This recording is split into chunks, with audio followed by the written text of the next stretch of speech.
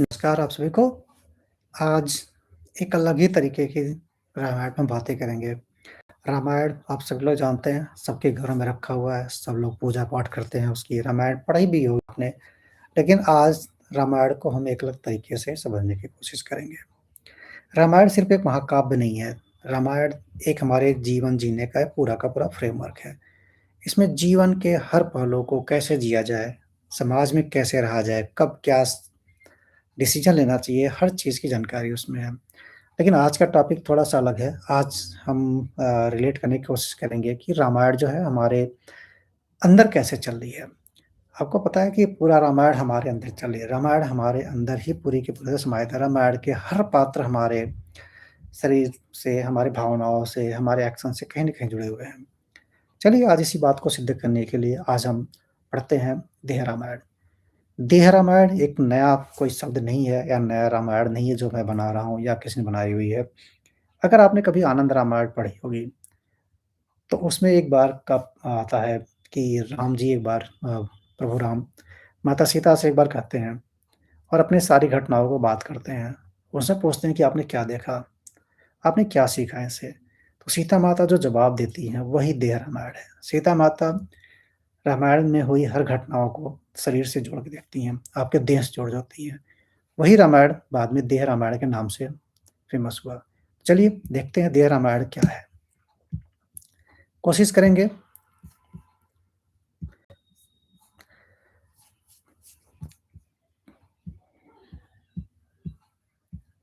चलिए शुरू करते हैं देह रामायण। चलिए देखिए देह रामायण क्या है? देखिए रामायण सिर्फ़ एक महाकाव्य नहीं है, जैसा कि हम लोग पहले भी डिस्कस कर चुके हैं। रामायण जो है हर रोज़ हमारे और आपके अंदर चल रही है।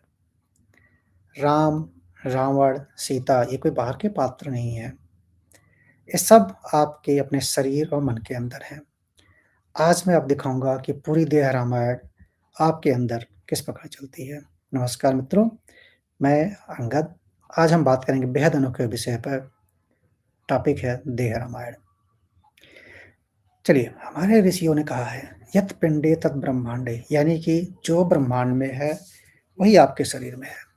तो क्या सच में रामायण का हर पात्र आपके स्वभाव, आपकी ऊर्जा और आपके मन के भीतर है? चलिए, इसे सरल और गहरे तरीके से समझते हैं। देखिए, प्रभु राम सिर्फ अयोध्या के राजा नहीं हैं। राम शब्द का एक बहुत ही गूढ़ अर्थ है। राम का अर्थ है शांति। राम का अर्थ है पवित्रता। राम का अर्थ है धैर्य। राम का अर्थ है सच्चाई।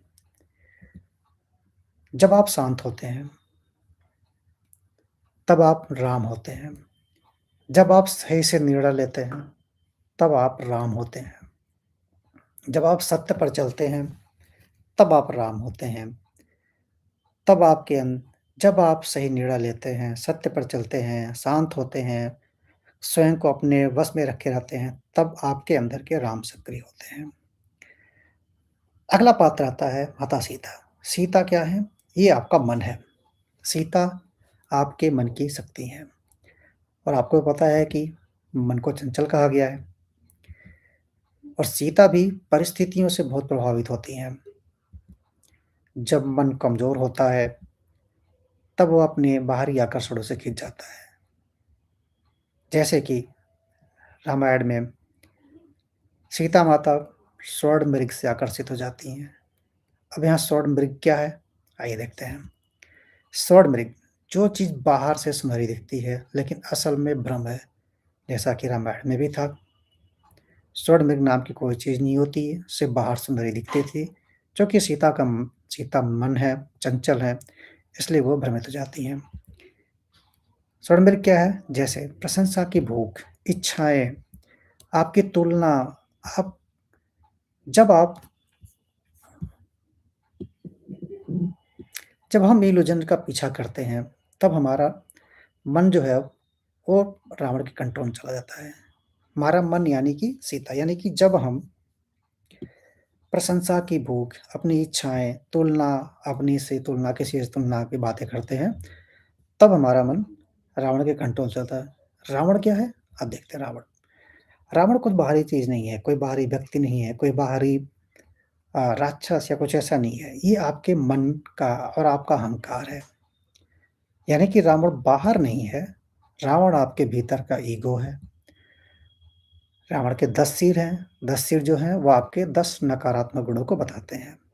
पहला गुण क्रोध, लोभ, मोह, मत्सर, काम, अहंकार, आलस, हिंसा, बेईमानी और असंयम। ये जो 10 नकारात्मक गुण हैं, यही आपके अंदर के रावण हैं। तो हमने अभी तक राम, सीता, रावण को देख लिया। अब आते हैं 2 महत्वपूर्ण पात्रों पे। अगले हमारे पात्र आते हैं, चलिए पहले थोड़ा इसमें देख लेते हैं। जब आप इन 10 सिरों की वजह से, जब आपके अंदर दसों ये जो 10 नकारात्मक गुण हैं, जब ये हावी होते हैं, तो आपका मन बँध जाता है। आपने एक और चीज़ ध्यान दिया होगा, रावण सीता को छू नहीं सकता था, यानी कि आपका अहंकार आपकी आत्मा को नहीं छू सकता, वो सिर्फ़ आपके मन को भटकाता है। यानी कि सीता को छू तो नहीं पाता, लेकिन सीता को भटकाता है। यानी कि सीता आपके मन में। तो आपका अहंकार जब भी बढ़ेगा, आपके मन को बहकाएगा, लेकिन आपको मन को, आत्मा को नहीं छू पाएगा। आत्मा यानी कि राम या सीता। अगला देखते हैं, अगला पात्र। एक महत्वपूर्ण आते हैं लक्ष्मण। लक्ष्मण क्या है? लक्ष्मण आपकी चेतना है, आपके विवेक हैं। अगर आपको ध्यान होगा, तो जब तक लक्ष्मण जी माता सीता के पास थे, तब तक कोई उनको छू नहीं पाया। यानी कि जब तक आपकी चेतना, आपका विवेक जागृत है, आपके मन को कोई छू नहीं पाएगा। देखिए लक्ष्मण कौन है? ये आपकी वेकफुल एनर्जी है, आपका विवेक है, आपका अवेयरनेस है, यानी कि आप जागरूकता आपकी है।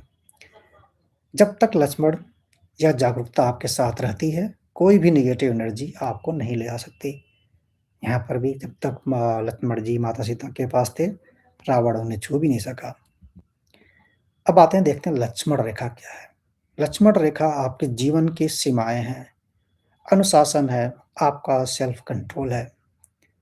जब व्यक्ति अपनी लक्ष्मण रेखा यानी कि अपनी सीमाओं को तोड़ता है, तभी नकारात्मक शक्तियाँ नकारात्मक शक्तियाँ यानी कि रावण आपके मन को पकड़ पाती हैं। नकारात्मक शक्तियाँ रावण यानी कि आपके 10 अवगुण। जब आप अपनी बाउंड्री को पार करते हैं, किसी चीज़ को सीमा से पार करते हैं, अपने अनुशासन को पार करते हैं, सेल्फ कंट्रोल को लूज़ करते हैं, तभी पकड़ पाती हैं। अब आते हैं सबसे महत्वपूर्ण पात्र हनुमान। हनुमान क्या है? आपने देखा होगा, माता सीता को राम से मिलाने का मुख्य पात्र जो है वो हनुमान है। अब यहाँ हमारे देह में क्या है? हनुमान क्या है? आपके प्राण की शक्ति, आपके श्वास हैं। जब आपका मन शांत होता है, तब आपके राम प्राप्त होते हैं। हनुमान क्या है? आपके प्राण हैं, आपकी लाइफ फोर्स, आपकी एनर्जी है। जब भी मन फँस जाता है और अहंकार हावी हो जाता है, तो आपकी का बचाव सिर्फ़ एक से हो सकती है, वो है आपके श्वास। यानी कि आप देखें, जब भी आप परेशान हो, आपकी जब भी नेगेटिव चीज़ें, जो 10 नेगेटिव बातें तय क्या है, तो आप श्वास पे कंट्रोल करिए, क्रोध, लोभ, मोह सारे कंट्रोल हो जाते हैं, यानी कि प्राणायाम करिए।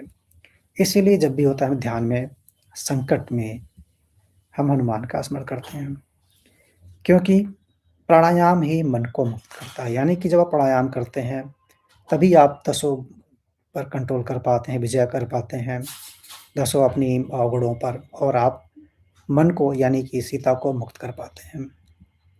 हनुमान आपकी ब्रेथ है, आपकी फ्रीडम है। अब जो युद्ध है, युद्ध को बाहरी लड़ाई नहीं थी, युद्ध आपके भीतर की लड़ाई है। जब अहंकार खुद से लड़ता है, मन से लड़ता है, यानी राम-रावण का युद्ध जो है, आपकी आत्मा और अहंकार की लड़ाई है कि राम आपकी आत्मा है, अहंकार आपका रावण, रावण आपका अहंकार है।